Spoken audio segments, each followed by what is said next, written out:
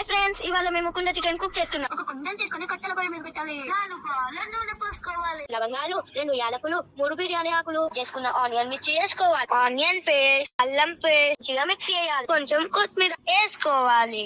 2 spoons పసుపు మంచిగా mix చేయాలి. కేజీ చికెన్ వేసుకున్నాము. మంచిగా మిక్స్ చేయాలి. అరిటాకు పెట్టుకొని మూత పెట్టుకోవాలి. 15 minutes వరకు ఆగాలి. కొంచెం కొత్తిమీర వేసుకోవాలి. అది మంచిగా ఉడకాలి.